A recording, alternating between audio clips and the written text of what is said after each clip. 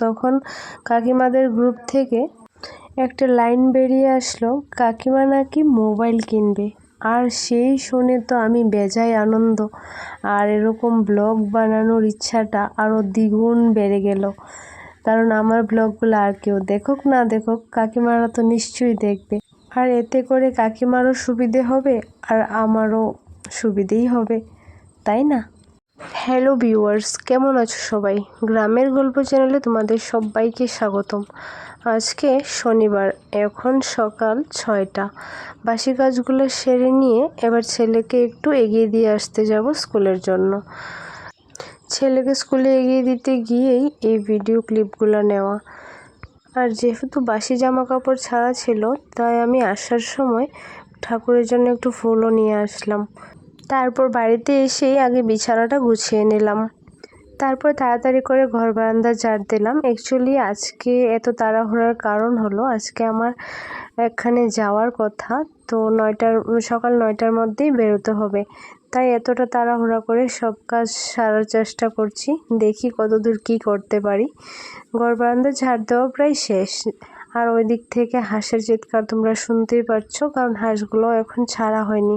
Actually ওরা তো চিৎকার করবেই, সূর্যি মামা তো মাথার উপর উঠে বসে আছে। কত বেলা হয়ে গেল বলো তো, ওদেরকেও তো ছাড়তে হয়। আজকে সকালে যখন পাড়ার মোড়ে ছেলেকে স্কুলে এগিয়ে দিতে গিয়েছিলাম, তখন কাকিমাদের গ্রুপ থেকে একটা লাইন বেরিয়ে আসলো, কাকিমা নাকি মোবাইল কিনবে। আর সেই শুনে তো আমি বেজায় আনন্দ, আর এরকম ব্লগ বানানোর ইচ্ছাটা আরও দ্বিগুণ বেড়ে গেল।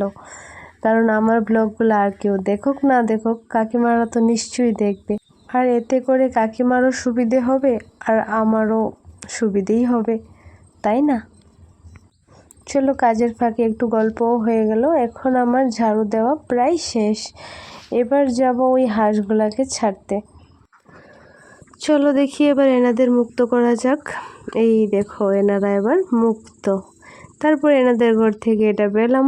তারপর হাত মুখ ধুয়ে এসে এখানে চা বসালাম, আর এদিক থেকে রুটি হচ্ছে।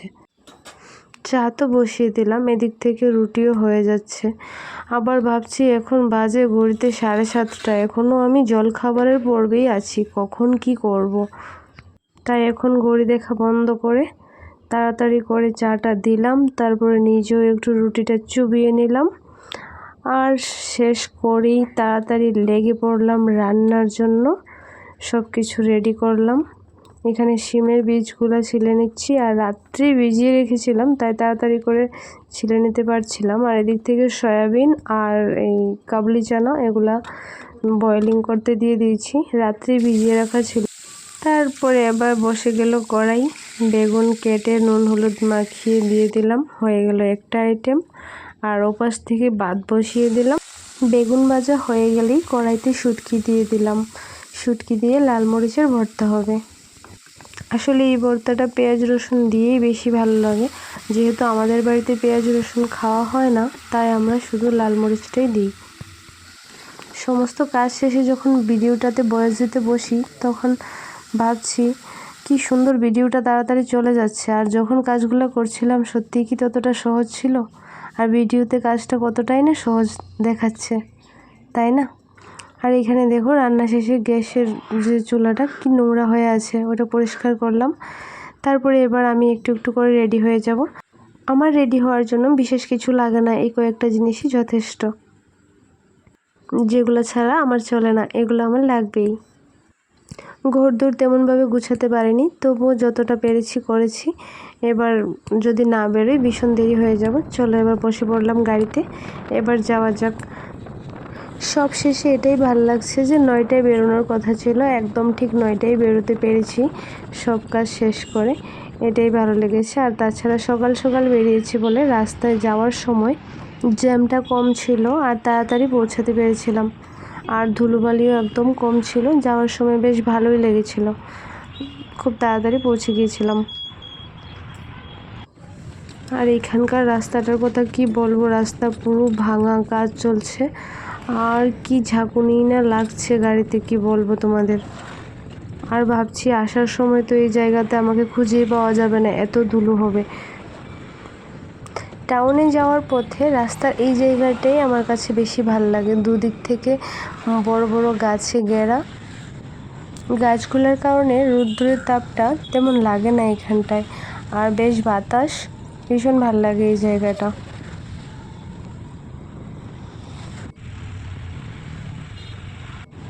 তবুও দেখো শহরের কাছে এসে একটু জ্যাম আমাকে পেয়েই গেল।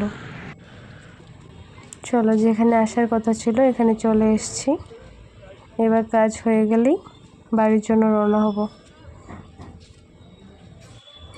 ভেবেছিলাম কাজ শেষ করে তাড়াতাড়ি বাড়ি ফিরবো, কিন্তু কই আর ফিরতে পারলাম, সেই দেরি হয়ে গেল। পারলাম না কাজটা তাড়াতাড়ি শেষ করতে। তার জন্যই এখন দেখো যেমন হবে ধুলোবালি ঠিক তেমন হবে জ্যাম। কখন যে বাড়ি ফিরবো কিছুই বুঝতে পারছি না। আর জানি না বাড়ি ফিরে চেনা যাবে নাকি নিজেকে।